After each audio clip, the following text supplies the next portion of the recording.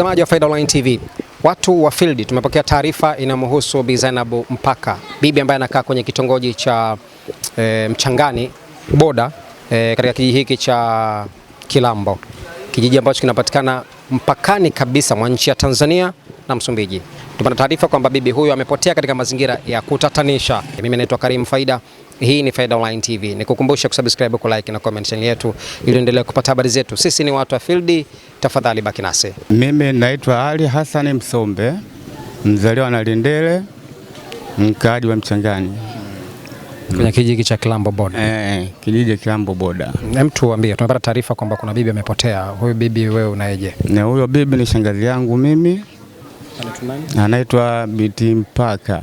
Majina yake kamili? Zainabu Mpaka. Mazingira yake alikuwaje siku anapotea na wewe ulikuwa wapi? Ulishuhudia labda anatoka nyumbani? Una maana ametoka nyumbani asubuhi, haja yake aenda kakate miti ya kujenga uchanja. Naona kwenda kukata miti, sasa ukakaa, baada kuona muda unachelewa, tukaanza kuulizana, huyu mtu upo wapi?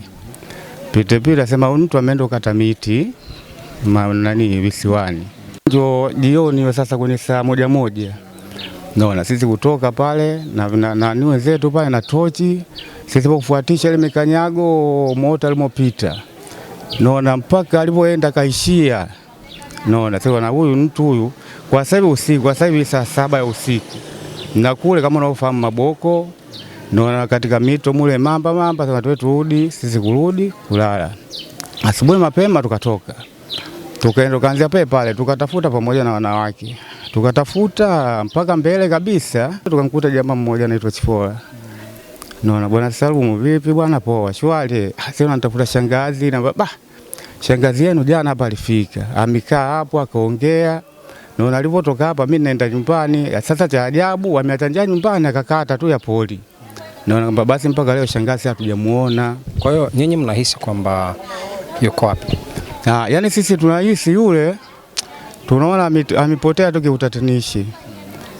Ajili kama ingekuwa ameliwa na mamba lazima angeaniema, kama kitubukia baharini angeonekana hata bondeni. Ajili mpaka wakati huu sisi bado hatuna uhakika kama itubukia baharini ameshikwa na mamba, hatuna uhakika. Tunaona kama yule mtu amepotea kiutatanishi tu. Lakini kuna ambao wanakamatwa na mamba na hawaonekani pengine. Na wale bado wanaweza kupotea na hapo ikaonekana baadaye ukafuma hata kitu kimoja, hata nguo zake hata kichwa unaweza kukikuta. Naitwa Hamza Mfaume Usi na Mtapika. Ni mwenyekiti wa kitongoji cha Mchangani. Swala hili hapa limetokea mpaka kwa leo hii ninavyoongea tarehe 14 bado mtu hajaonekana. Sema tu kwamba amepotea mazingira ya utatanishi.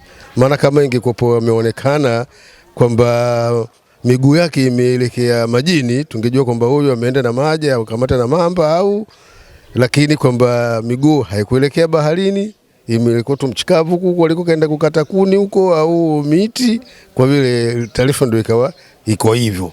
Kama ungekamata na mamba bwana, kwa jinsi gani mambo wengi ambao wanekamatwa huwa tunaona mabaki ya kiwa kichwa nini, hata ikawa mbali na pale alipokamatwa, inawezekana mbele kidogo huenda bahasha huko na sehemu zingine, wakimuona wanatoa taarifa, tunaenda kuzika, tunarudi. Si mara moja au mara mbili linatokea swala hilo. Na mtazamaji wa Faida Online TV, kutokea hapa kwenye kijiji hiki cha Kilambo Boda kinachopatikana kwenye halmashauri ya Mtwara, mkoani Mtwara, mimi sina la ziada. Naitwa Karim Faida.